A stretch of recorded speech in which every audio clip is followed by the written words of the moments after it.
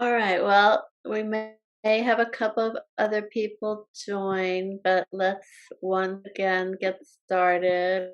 Welcome. Thank you for being here. Um, oh, yeah.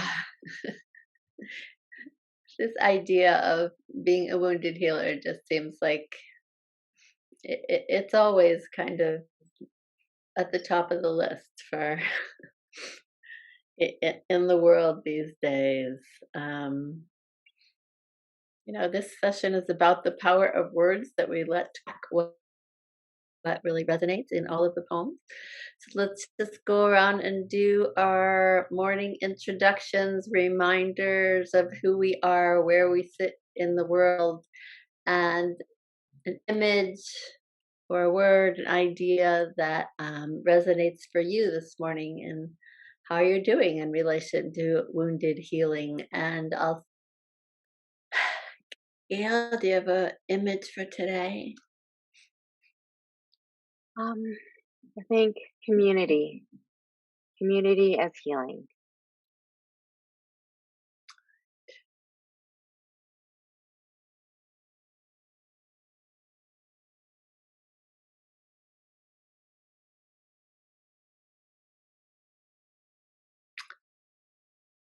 All right. I think my image and word today, the words are striving for centering. And on Monday, I happened to be walking out on the beach, and this woman who actually is from the UK had drawn these three. It was low tide, and she had drawn these three labyrinths on the beach, just there for people to walk. And it was so beautiful. But that constantly having to recenter oneself, always a good reminder. So I'm going to start today with this poem by John Daniel called Common Ground. Everywhere on earth, wet beginnings. Fur, feather, scale, shell, skin, bone, blood. Like an infant discovering sound after sound, a voice is finding its tongue in the slop and squall of birth. It sounds, and we, in whom earth chose to light a clear flame of consciousness, are only beginning to learn the language, who are made of the ash of stars, who carry the sea we were born in, who spent millions of years learning to breathe, who trained eyes and hands in the trees and came down, slowly straightening to look over the grasses, to see that the world not only is, but is beautiful. We are earth, learning to see itself, to hear, touch, and taste. What it wants to be, no one knows. Finding a way in starlight and dark, it begins in beauty. It asks only time.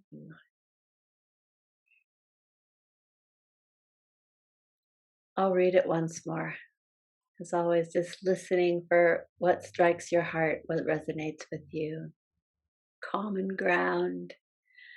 Everywhere on earth, wet beginning, skin, bone, blood, like an infant discovering sound after sound. A voice is finding its tongue in the slop and squall of birth. It sounds, and we in whom earth chose to light a clear flame of consciousness are only beginning to learn the language, who are made of the ash of stars, who carry the sea we were born in, who spent millions of years learning to breathe, who trained eyes and hands in the trees and came down, slowly straightening to look over the grasses, to see that the world not only is, but is beautiful. We are Earth, learning to see itself, to hear, touch, and taste. What it wants to be, no one knows. Finding a way in starlight and dark, it begins in beauty. It asks only time. What jumps out of you from these words? What makes you curious? The slop and squall of birth.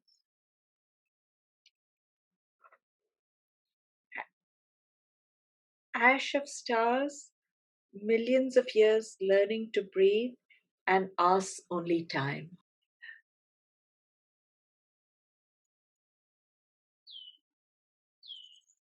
We are Earth learning to see itself, and a voice finding its tongue. What it wants to be, no one knows. The world not only is, but is beautiful. Earth chose to light. Yeah. A voice is finding its tongue.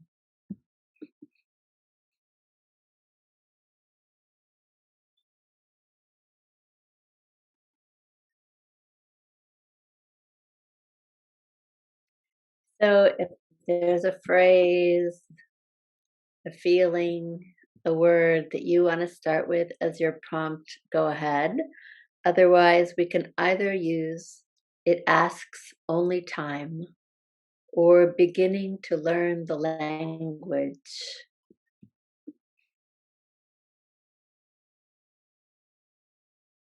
And let's do a 6-minute write since we're a smaller group.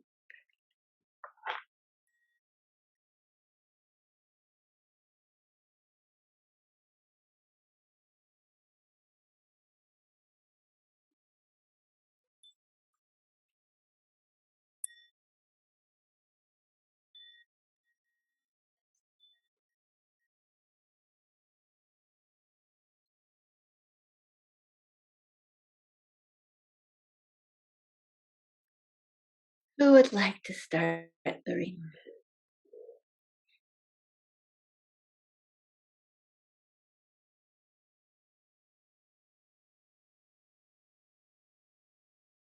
So I'm going to read this other poem because I forgot to put, if you saw the poems that I sent out with that graphic of trees, that was a painting by a woman named Mary Isham who died a year and a half ago of neuroendocrine cancer, and she became an artist during her years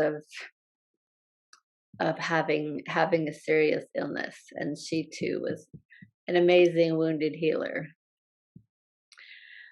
This poem is called Sometimes by David Whyte. If only I had the lilt of his voice, but I don't. Sometimes, if you move carefully through the forest, breathing like the old ones in the old stories, who could cross a shimmering bed of leaves without a sound, you come to a place whose only task is to trouble you with tiny but frightening requests, conceived out of nowhere, but in this place beginning to lead everywhere. Requests to stop what you are doing right now, and to stop what you are becoming while you do it. Questions that can make or unmake a life. Questions that have patiently waited for you. Questions that have no right to go away. Read it once more. Sometimes, if you move carefully through the forest, breathing like the old ones in the old stories, who could cross a shimmering bed of leaves down, you come to a place whose only task is to trouble you with tiny but frightening requests, conceived out of nowhere, but in this place beginning to lead everywhere. Requests to stop you are doing right now and to stop what you are becoming while you do it. Questions that can make, unmake a life. Questions that have patiently waited for you. Questions that have no right to go away.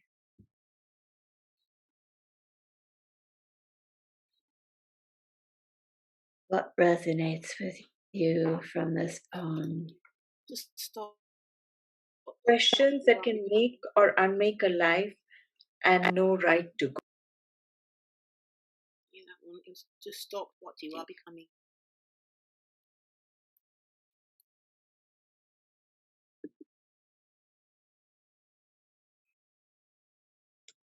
Breathing like the old ones.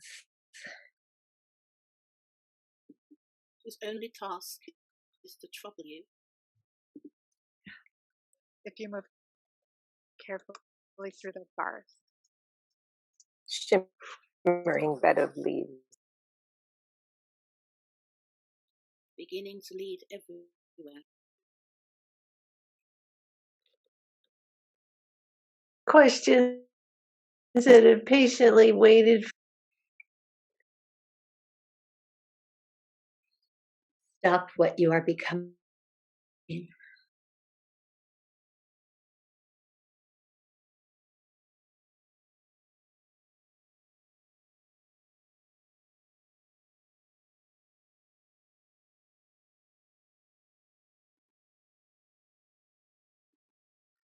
So, as a prompt, questions that can make or unmake a life, or you come to a place or whatever resonates with you the most, and let's do another 6-minute write.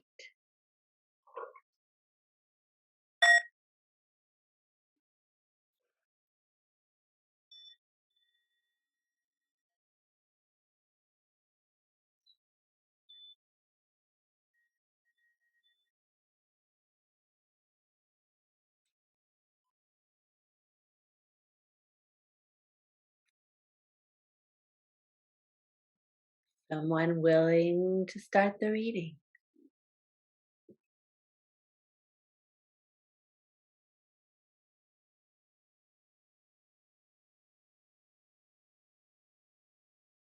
So once again, if you have poems to share that have come through, please, please, please send them to us because some amazing poems came out today. We would love to have them, share them with the world.